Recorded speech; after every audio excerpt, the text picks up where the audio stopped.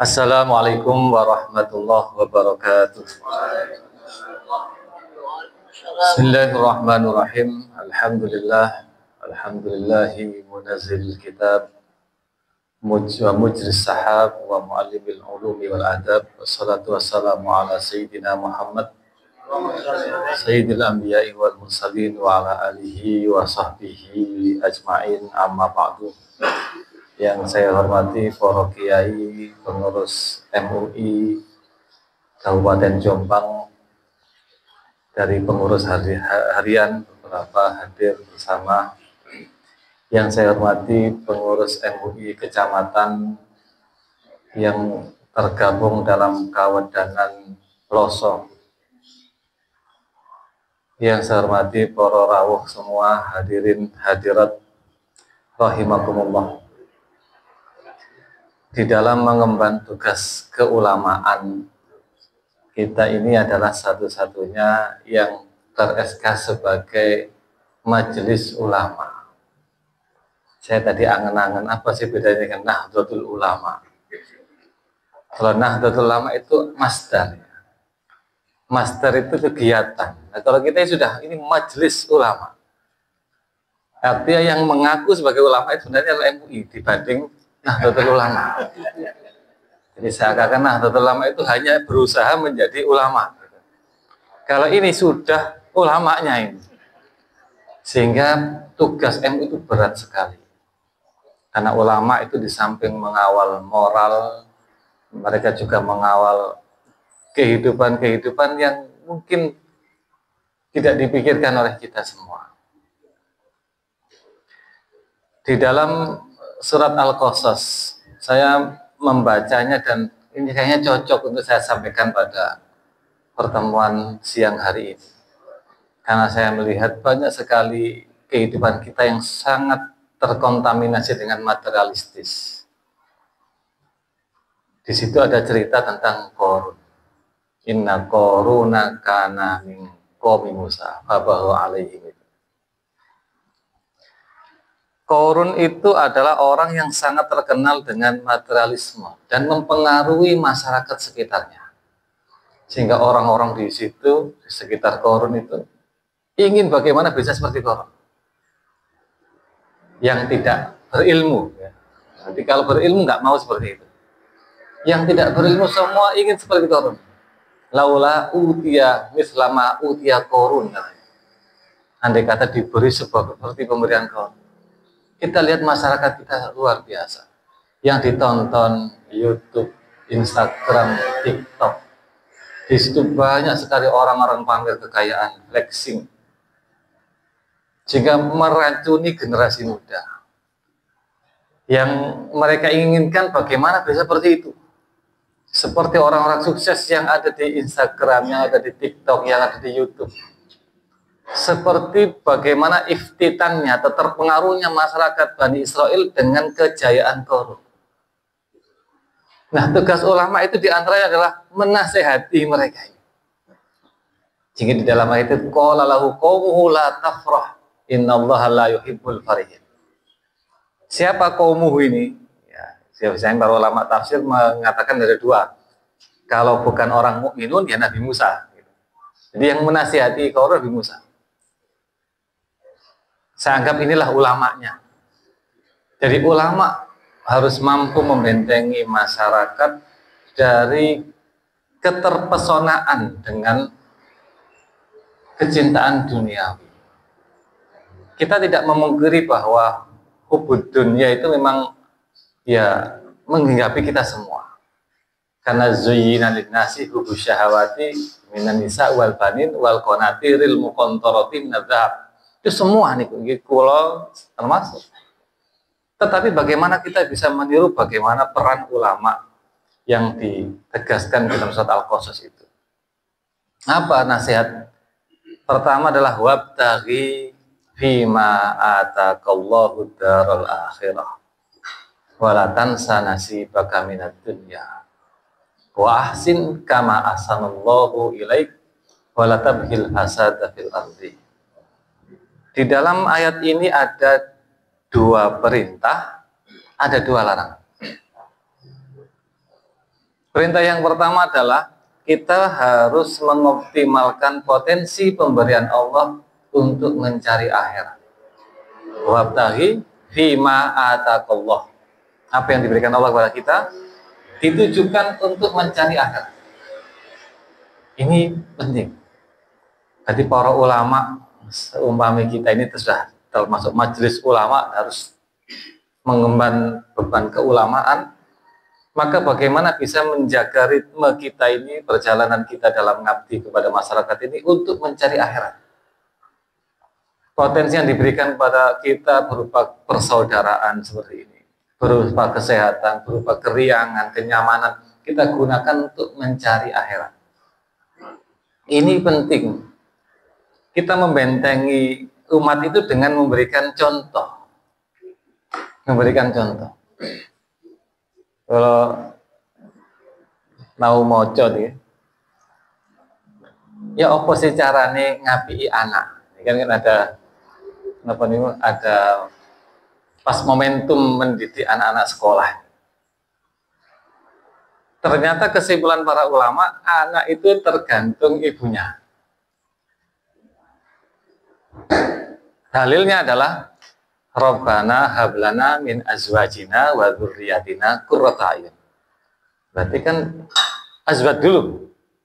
Azwaj dulu yang solihah, yang qurrata a'yun, maka anaknya akan menjadi seperti itu. Taqdimul azwaj ala dzurriyyah. Itu rahasia. Sekarang untuk memperbaiki istri bagaimana? Wangel ini.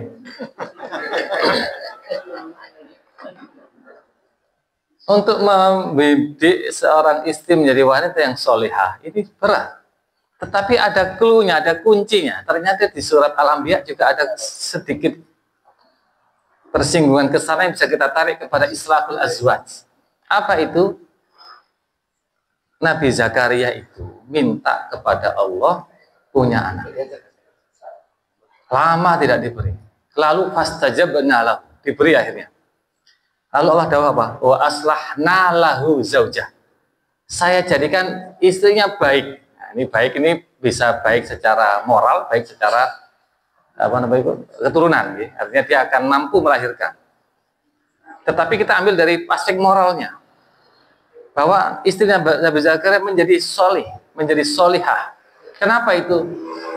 Innahum kanu yusari'una fil khairat wa yad'unana raghaban wa rahaban. Jadi untuk islahul azwaj, suami-suami yang takut istri, kalau ingin islahul azwaj, al musara'ah ilal khair. Nah, enten ada langsung sholat gitu. Engko istri ini wedi niku. Jadi kok akeh bojo mani, paling sholatnya ngeri-ngeri nih. Kira-kira ini. Jadi ketika seorang laki-laki itu yusari'una fil khair, melakukan kebaikan cepat, maka aslahna lahu zaujah. Allah akan memperbaiki istrinya. Termasuk istilahnya wa yad'unana raghaban wa rahaban. Ini pasti. Kalau yakin kita itu selalu dungo, selalu ibadah kepada Allah. Cuman yang yusari'una fil khairat ini kalau kita sudah mulai hilang. Karena nggak langsung, itu ada panggilan azan nggak langsung, tinggal santai dulu. Paling pakai asar gitu, langsung sholat gitu. Niki kuncinya. Jadi wabtaghi fi ma ataqallahu daral akhirah ulangi tentu. Yang kedua adalah yang larangan gitu.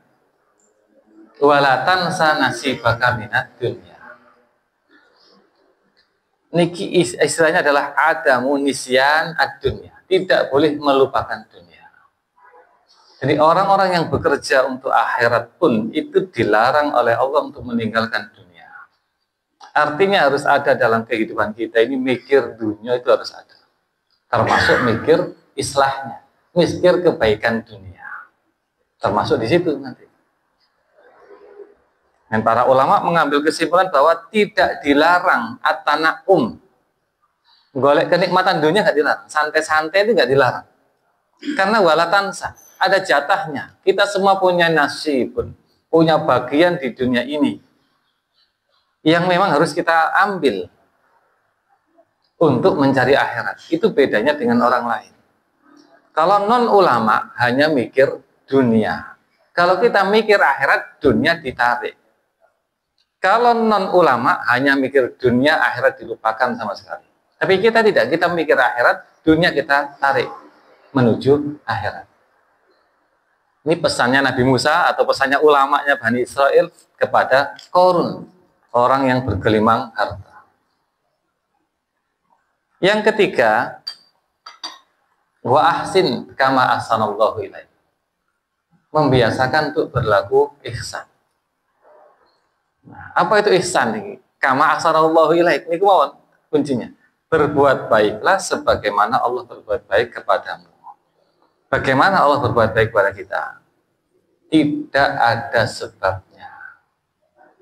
Bahkan kita sering berdosa, Allah tetap berbuat baik kepada kita. Kita sering tidak mengikuti perintah Allah, Allah tetap berbuat baik kepada kita. Itulah ihsanullah. Maka kalau kita berbuat ihsan kepada orang lain, ya seperti itu mestinya. Ada orang yang nggak nurut, tetap diberi kebaikan kita. Ada orang yang bantah, ya tetap diberi kebaikan kita. Seperti matahari yang selalu terbit untuk menyinari seluruh umat manusia meskipun kafir. Allah tidak pernah memilih-milih. Itu termasuk ihsan. Nah, ini penting nih. Tidak milih-milih itu akan menimbulkan pamor keulamaannya. Jadi ulamanya ini ulama yang memang benar-benar nyata, ini ulama, memikirkan umatnya jelas. Wa ahsin, berbuat baiklah sebagaimana Allah berbuat baik kepada kamu. Dalam sebuah cerita ini wonten, Nabi Ibrahim kan nggak ada kebiasaan memberi makan tamu. Kalau nggak ada tamu, nyari. Suatu ketika beliau ketemu seorang tamu, diajak ke rumahnya, mau diajak makan. Pas mau diajak makan, ditanya, agamamu apa? Majusi. Gak situ mulai. Oleh Nabi Ibrahim ini diusir. Maksudnya disuruh pulang, gak jadi diajak makan karena bukan muslim. Orang itu akhirnya dia pergi. Lalu Nabi Ibrahim datangi malaikat, dimarahi oleh Allah.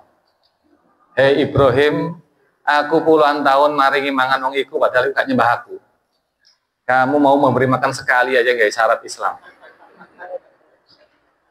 Akhirnya Nabi Ibrahim sadar, golek malaikat. Dicari lagi, dijak mangan. Katanya nggak mau. Katanya nggak boleh, nggak apa sudah. Kenapa kok tiba-tiba kamu ngajak saya? Saya diberitahu malaikat tadi, dimarahi. Akhirnya dia masuk Islam. Ini ceritanya begitu. Bahwa ihsan itu pengaruhnya besar sekali kepada masyarakat. Kita butuh ulama-ulama yang menebarkan ihsan. Ya semampu saja, semampu kita meniru bagaimana Allah berbuat baik kepada kita, yang tentu tidak bisa diukur. Yang terakhir, wala tabhil hasada fil ardi. Ini menarik nih ayat ini. Kalau anggap menarik karena maknanya dalam. Wala tabhil fasad artinya wala tatlub. Jangan mencari, jangan berniat. Jadi ada muqasdil fasad, tidak berniat berbuat kerusakan. Kenapa kok ada kalimat atau pemahaman tidak berniat? Karena kita ini tidak bisa kalau nggak merusak. Setiap hari kita ini merusak loh. Doharul fasadu fil barri wal bahri bima kasabat aydina. Jangan cari di Quran nggak ada kalimat manusia itu yuslihuna fil ardi, tidak ada. Wala tufsidu fil ardi ba'da islahiha. Siapa yang islah?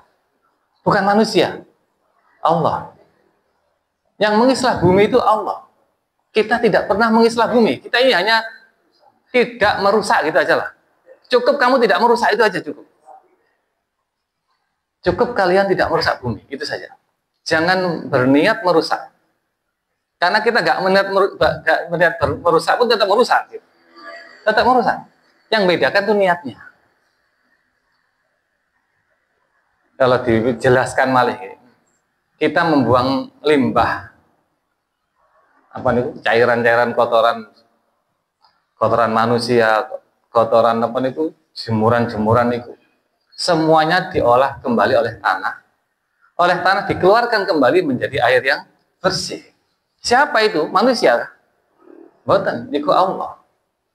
Itu islahullah. Itulah Allah yang mengislah bumi. untuk menumbuhkan kembali air yang bersih bagi kita semua. Kita napa kan rusak toh. Apa membuat mobil ini tidak merusak? Pasti merusak. Limbahnya bagaimana? Apa pakai sepeda motor tidak merusak? Pasti merusak. Ada suara, ada asap. Gaya sepatu, gaya kelambi ini mesti merusak nih. Pabriknya mesti merusak lingkungan nih. Kopiah ini masih ada kayak simbol Islam, ini juga merusak lingkungan ketika membuat kopiah. Ini sudah pasti. Maka yang diinginkan Allah cukuplah kamu tidak berniat. Kamu tidak berniat merusak bumi. Ketok misalkan kerusak ya memang watak manusia merusak. Tapi aja punya niat. Itu membedakan kita dari orang-orang yang non ulama. Jadi orang-orang mukmin yang alim mestinya paham, jangan sampai ada niat merusak. Nah, orang-orang yang sangat sesat itu ya memang sudah niatnya rusak, sudah direncanakan nanti gini ya, nanti kalau buat pabrik gini perencanakan. Jelas itu semakin, sehingga ada kalimat misalkan ya yufsiduna fil ardi wala yuslihun wa kana fil madinati tis'atu rahtin yufsiduna fil ardi wala yuslihun. Ditafsiri orang Indonesia 9 naga. 9 naga merusak, tidak pernah berbuat baik, tidak pernah memperbaiki. Tapi pun 9 naga ini zaman Nabi Soleh kaum Samud.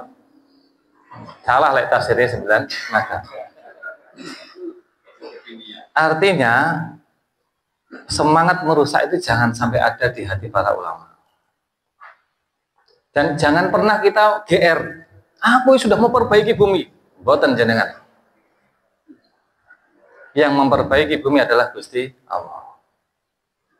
Jadi ayat niki kalau kita sangat pas untuk kita jadikan sebagai renungan kita para ulama di Jombang ini untuk memperbaiki semangat kita kembali dan memperbaiki langkah-langkah kita dan pola pikir kita dalam menghadapi gemerlap duniawi yang luar biasa ini.